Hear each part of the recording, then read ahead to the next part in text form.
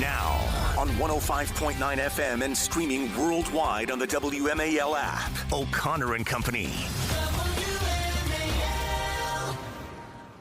It's an honor and a pleasure for me to be here with you, sharing the spirit and the festivities of St. Patrick's Day.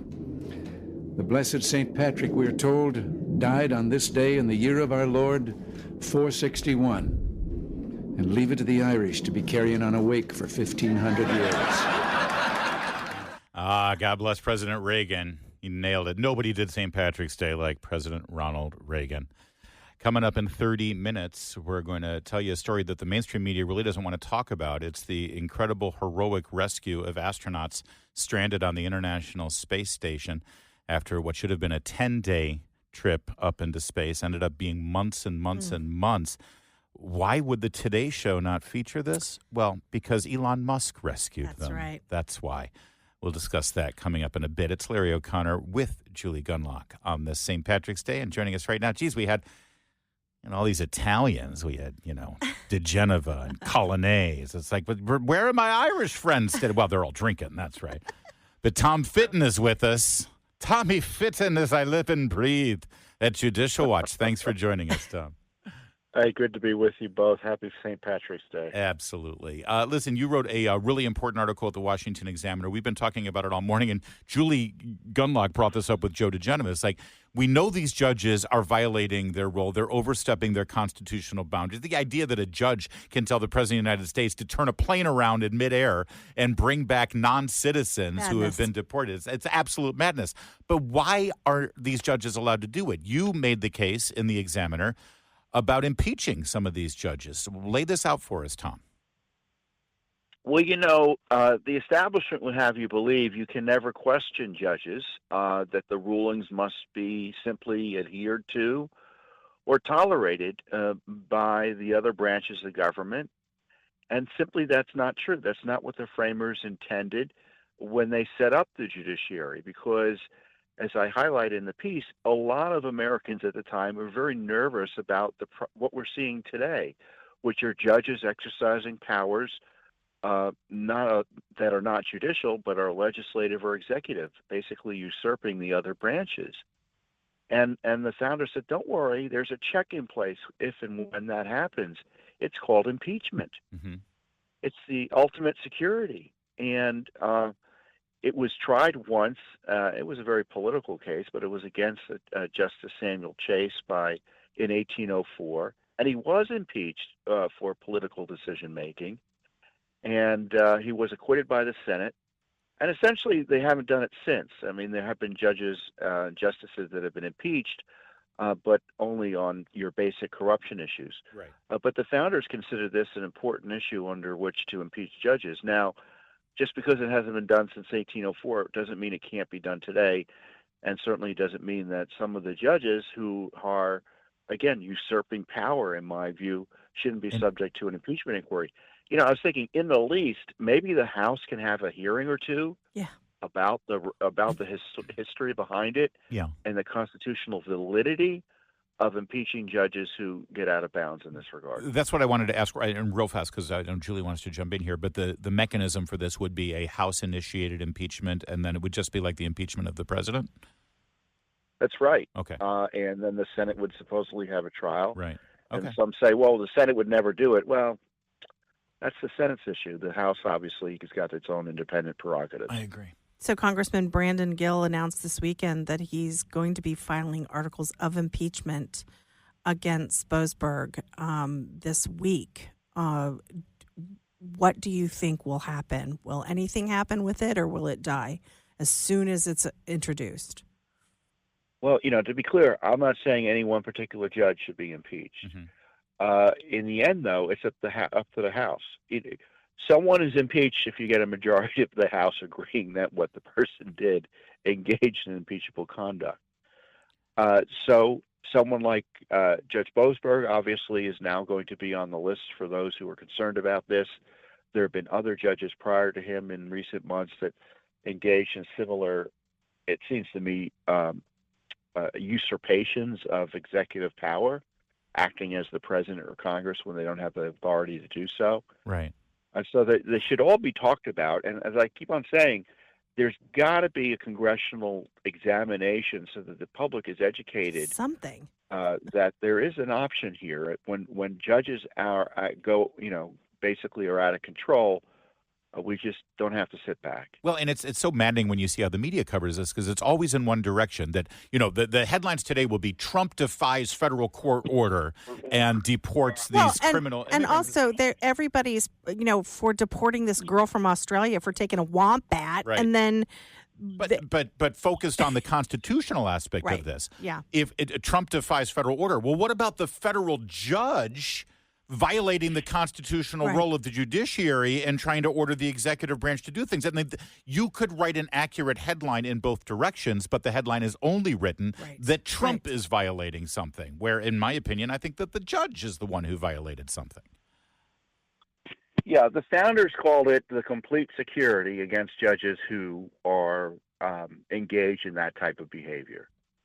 Now, just even talking about the impeachment process and taking it seriously, in my view, is useful because it does remind federal judges who have a terrible temptation, and this can go for judges who are both Republican absolutely appointed and Democrats have. It's like, well, it's my personal opinion. I'm going to figure out a way to get this done through my office.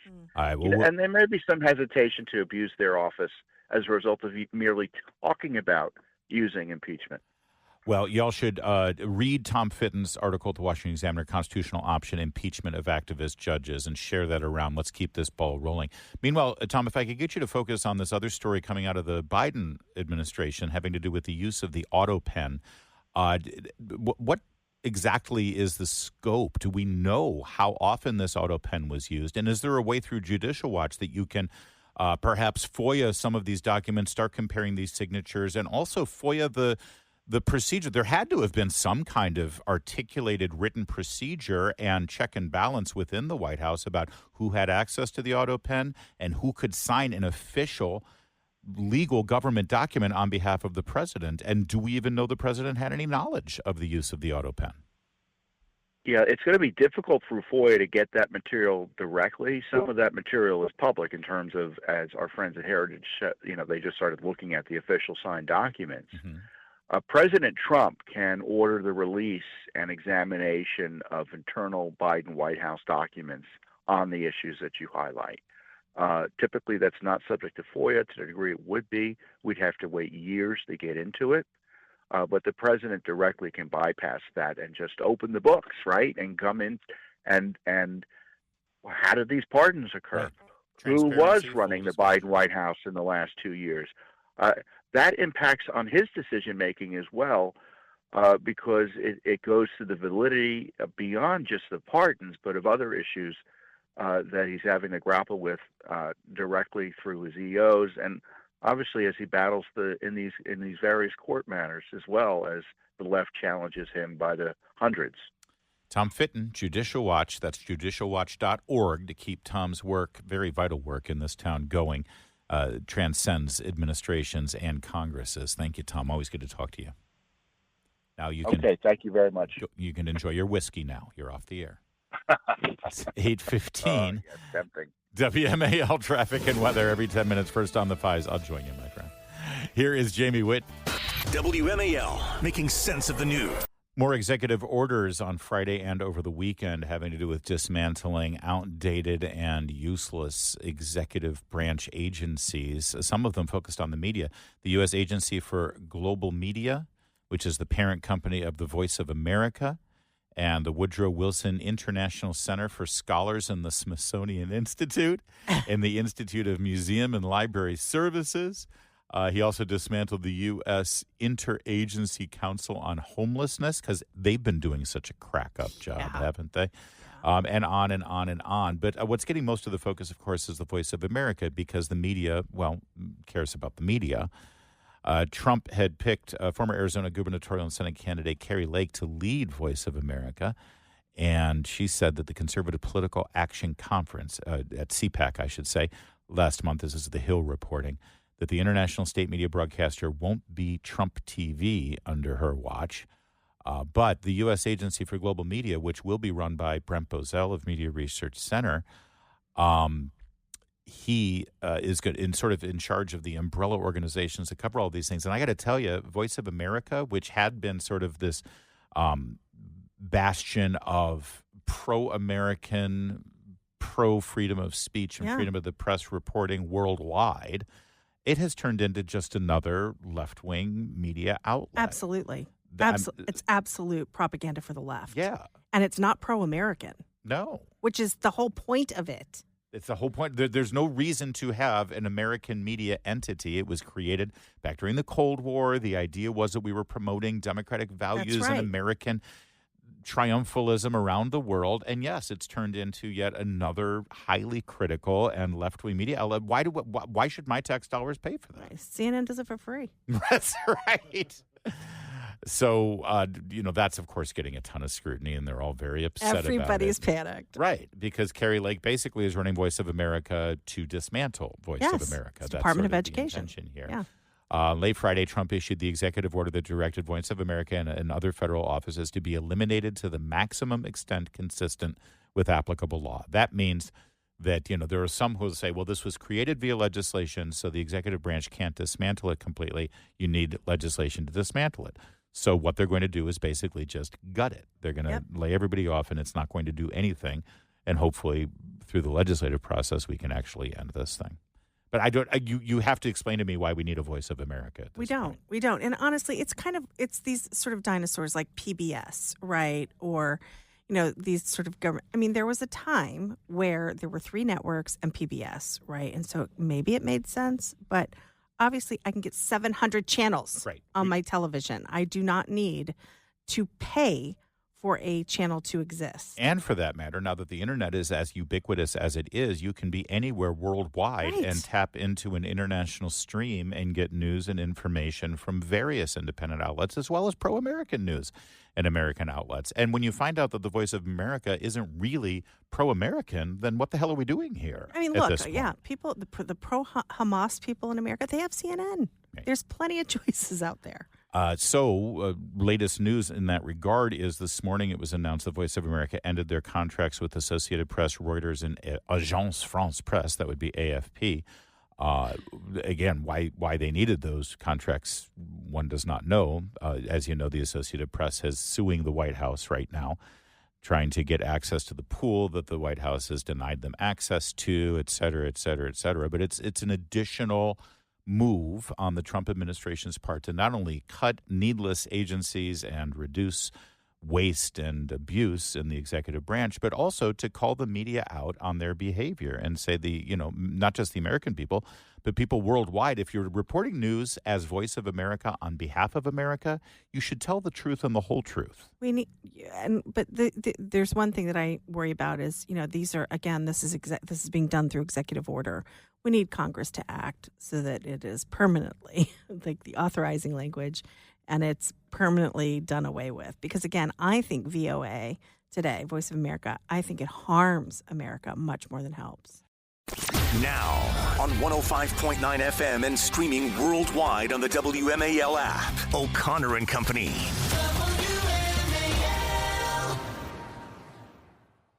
Incredible scene yesterday at the International Space Station as the SpaceX Dragon capsule rendezvoused with the stranded astronauts who have been up there for close to 9 months now. Wow. They launched on the Boeing Starliner 9 months ago. What was supposed to be an 8-day mission ended up this odyssey where they could not get back because of the Boeing Starliner's inability to return home to the atmosphere.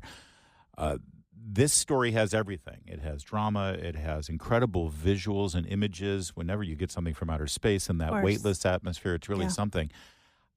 Shockingly, or I guess not so shockingly, this isn't getting a lot of attention outside of, I guess this show and Fox and Friends. Fox and Friends has done a couple of segments on it this morning. We have these monitors in the studio here, Julie, and I've been monitoring it all morning. Nothing on MSNBC, nothing on CNN that I have seen. Now, it's possible they may have done a 30-second clip, and I've been, using the restroom, and I missed it. I went to the Good Morning America Twitter page where they usually feature the stories that they're doing on the air. Yeah.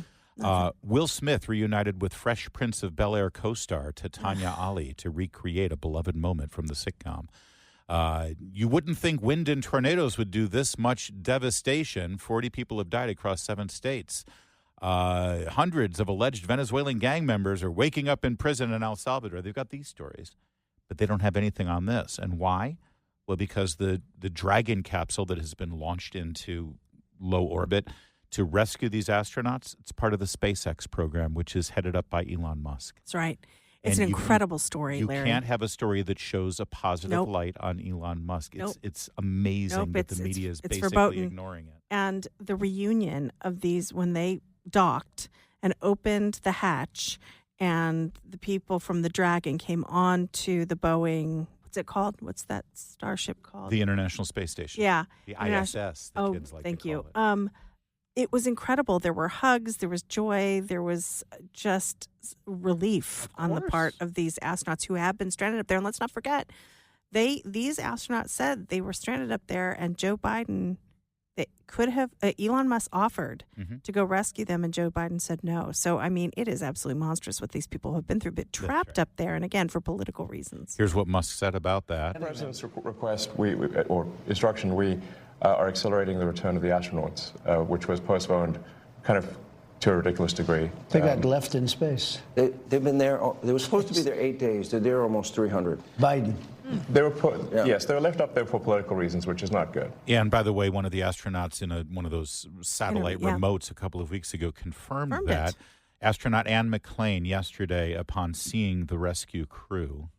Crew 10 has had a great journey up here, about 28 hours to get back up to the space station, and I cannot tell you the immense joy of our crew when we looked out the window and we saw the space station for the first time. You can hardly even put it into words. The ride up on the Falcon 9, orbiting the Earth for the last couple of days, it's been absolutely incredible, and it is something that none of us could do by ourselves. Sorry, that's one of the rescue astronauts there from Crew 10 who's going to rescue the astronauts. So let's turn to Senator Mark Kelly from Arizona. He, of course, is a former astronaut. He plays it up all the time. It's all he ever talks about, right? Well, he doesn't have much to say about this, actually, but he does have something to say about Elon Musk and Tesla. All right, here I am with my new ride, Chevy, good old Chevy Tahoe. Here in Washington, D.C. Got one of these in Tucson as well. This one was made by... Nothing says man of the people like 2 cars in 2 cities. You know, I got one back in Tucson. I love how he got a gas guzzler. Yeah, well, yeah. Union Labor, United Auto Workers in Arlington, Texas. Always good to buy union cars. Incredibly reliable. And I'm looking forward to driving this for many, many years. All right, so yeah, that's the upside here, is that he had been driving a Tesla around Washington, D.C. Not back in Arizona, which I think is noteworthy too, but, you know, to virtue signal here in Washington, he had a Tesla, and then he gave it up. He said he couldn't keep his car anymore. Yeah. He said, this is going to be the last trip in my car. He said, because it felt like a rolling billboard advertising Elon Musk. So he got rid of his electric car that he purchased to save the planet, and now he's bought a Chevy Tahoe, as you said, a gas-guzzling SUV. Yeah. So, I mean, honestly, how much more winning can we take here as Trump has convinced these Democrats to give up electric vehicles to get a gas-guzzling SUV? Because apparently saving the planet isn't that big a deal. Well, and also, Musk then goes and saves his colleagues in space, rescues them, who were being kept up there for political reasons.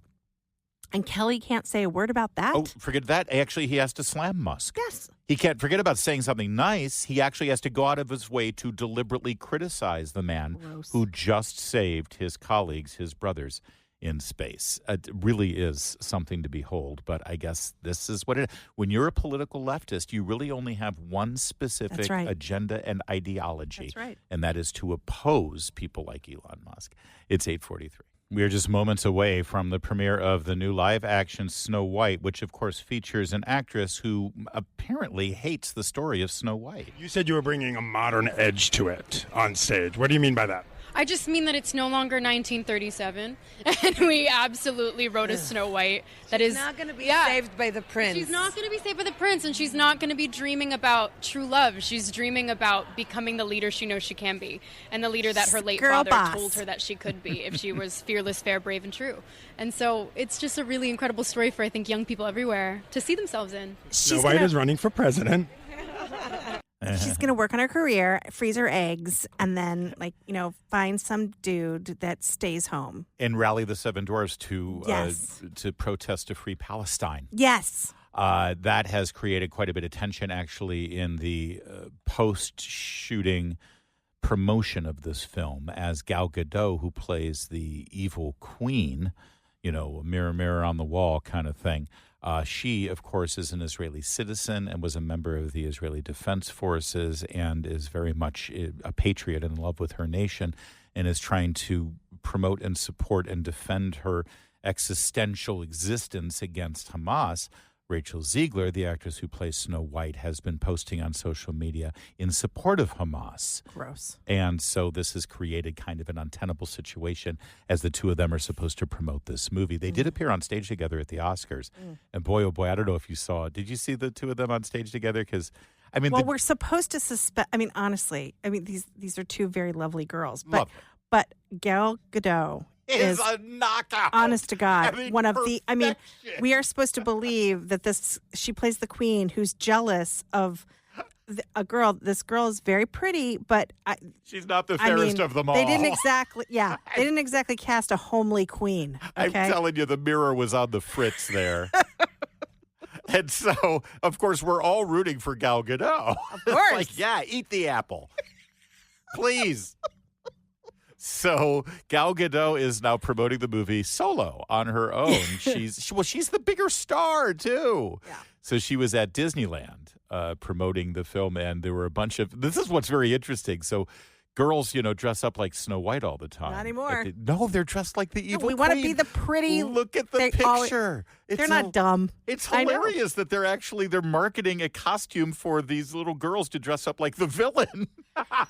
They really did remake Snow White, didn't they? I guess so. I think that's hilarious. So good for them. Also, by the way, the movie is opening under. Finally. Yeah, it's been around forever. Do you feel like we've been reporting on this for? So they had to reshoot it. I know. Because first they had live action. Intersectional, sort of, interracial, trans midgets. Yeah. No, they weren't short either. They were that's like right. the dwarves weren't even dwarves. Right. Then they said, well, that doesn't work. That's stupid. So then they reshot it with like CGI dwarves. No, it's like, And now they're in trouble from the dwarf community. Because they went the Roger Rabbit way instead of actually casting, actors like Peter Dinklage and clone him 6 more times or something, right? So now the dwarf community, can we call them the dwarf community? Is there a dwarf community? The community of short actors, I guess, are now complaining about this. As they should. So they're upset that they were CGI'd and that the dwarfs fit into stereotypes. Because apparently, I didn't know this. I consider myself kind of open-minded, and I thought you were going to say. I take my quarterly DEI training from Cumulus Media, so I feel like I'm pretty woke. But apparently, dwarfs in general are not sleepy or bashful or dopey or sneezy. I mean, they do have allergies of some sort, I'm sure, like the rest of us. They do seem to be grumpy about this movie, though, right now. Absolutely. They're definitely grumpy. Yes. And a couple of them are, in fact, docs. They got their PhDs, not like Joe Biden doctor. I mean, like legitimate docs. They can sign a prescription for you. So they're upset and they're protesting. So I don't know they can't win. Who likes this movie? I don't know. Right now. Who cares about this movie? I know you're going to see Gal Gadot. I will go to see Gal Gadot. She is 100%. She's the only reason. But of course, the only reason I went to see the Top Gun remake was to see Val Kilmer die. So I have such a chip on your shoulder. Very weird. Oh, I hold a grudge for years. I know. Trust me, but you don't know yet. You will. This is what happens to people who work with me. So anyway, I'm not going to see this. I'm not. Even to see Gal Gadot, I will not. If I want to see Gal Gadot, I'll see one of the Wonder Woman movies. I'll watch it when it's free. Actually, demand. Best if you're really interested in a Gal Gadot film. Oh, yeah? Let's just pivot now. Yeah. They did a remake of Death on the Nile. Kenneth Branagh I didn't enjoy plays it. Hercule Poirot. Well, it came out right at COVID, so nobody went to see it in the movies. See the but original it's 80s version? No, I liked the remake. You No, didn't like no. the original's from 1978. It was 78. Yeah, but It's Mia so Farrow's good. insane. Are you kidding? in it. Angela Angela Lansbury's great. Mia Farrow was great. No, she was. Yes, she was. No. She was. And also Betty Betty Davis is in it. Yes. And Maggie Lady Smith. Grantham. Yes. Lady yes. Grantham, exactly. So it is. So the bottom line, but no, I think the Gal Gadot version is pretty good too with Kenneth No, it was Branagh. terrible. I like the Skip remake. it. She's See- wrong. see the original. Either way, go see an Agatha Christie film and Yes. skip Snow White altogether. It's 8:52. All right, that's a wrap. Julie GUnlock, you can go get drunk. Hey, I can go get drunk. And Chris Plant, as typical, you're always sort of 3 sheets to the wind here. Come on, we've already passed breakfast. It went flying by a while ago, so everybody's hammered. Everybody's hammered, but you're an O'Connor, so you got special standing, I think. Exactly. No doubt about it. But it is Patty's Day, and what do you do on Patty's Day? You have a Patty's thing, of course. Sure. How was the drive into work? Were you like weaving and dodging all the drunk drivers? Well, actually, it's kind of the traffic was unusually light this morning. See, people noticed stay off the road, or they're already in the bars. Yeah, a lot of people had already, because a lot of people were doing Patty's Day early since it's on a Monday and all that stuff. But President Trump's going to the Kennedy Center today. I saw that. Yeah. Yeah, where they might put on a show or something like that, and I hope none of them self-immolate. There's a lot of that going on. And we've got, we're dropping bombs on the Houthis. Joe Biden, I think, sent him money and munitions or something, didn't With he? his auto pen. They're not.